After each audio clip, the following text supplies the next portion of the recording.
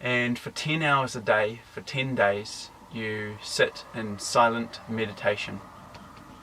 Throughout the 10 days, you're also in noble silence, which means you not only don't talk or communicate with anybody, you don't use any body language, sign language, or connect with anybody through eye contact or anything. So you're really in your own space, and it's a beautiful practice to do.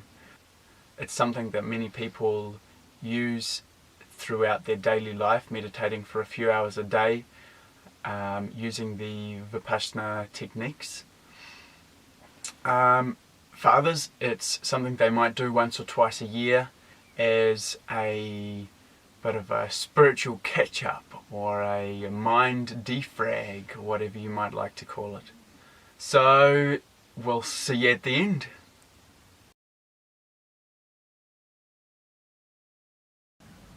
Having completed the Vipassana, life has become quite extraordinary.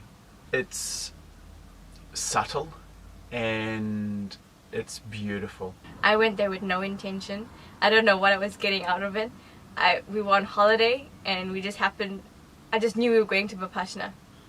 Yay! Each day, ever since finishing the course, I've been experiencing different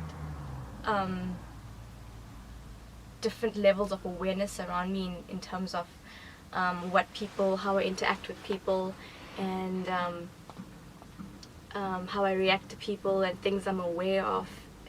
And it's like your senses are heightened in such a different way that, like, I've been living 25 years without knowing and being aware of certain things in my body, and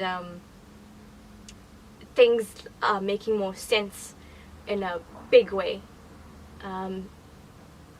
in terms of how I make decisions in my life and how I react to certain situations that might cause me distress or sadness.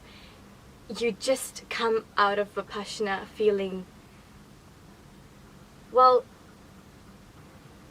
enlightened, not in the sense of Buddha, like how enlightened he was, but much more liberated than I was 10 days before the course. And as I've been practicing, carried on to practice every day, you realize just how much you did not understand about life and happiness and yourself. It's like peace in a whole new perspective. A different level of peace. Yeah. It's almost like before you go to Vipassana, you feel like you have things figured out in terms of happiness and what peace feels like, and how to get happiness and where happiness comes from. And I mean, I've learned that happiness comes from yourself. I knew that from an intellectual point of view, and I thought that I understood it, and I'm feeling happy, and like I sort of created that understanding within myself that it's coming from me because I knew that intellectually. But after Vipassana, you sort of take the intellectual understanding to a whole new level, and you start experiencing the understanding, and that just creates, like, it takes you from this part of your life to this part of your life, and when you're liberated, you're like way up there, you know. It's like you're just like taking steps almost every day, and it's not something you can explain to somebody because all they're getting from you is intellectual understanding. But once you get into Vipassana, you start to experience it every day through meditation. Yeah.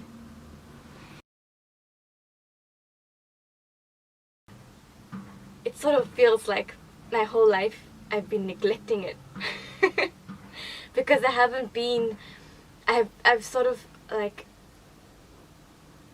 there's so many parts of my body that I've almost taken for granted in terms of what you feel, what your body goes through, like the really, really subtle things that you do not pay attention to at all. You're not even aware of anything. Like, Vipassana opens up your sense of everything your body goes through, and you come out feeling so rejuvenated and so appreciative of the fact that you have a body. And you almost start developing a different kind of love for yourself because of understanding in depth what you have as a temple. You know, people just know your body's a temple, but again, that's just an intellectual understanding. It's not an experience of a temple. My relationship with my body and my mind has definitely changed since completing the second Vipassana course. I have more respect for my body, and I have much more of an understanding of the subtle sensations I feel within my body, the emotions, the feelings, and much more of a detached sense from them, more of an understanding from an outside perspective and less reactionary.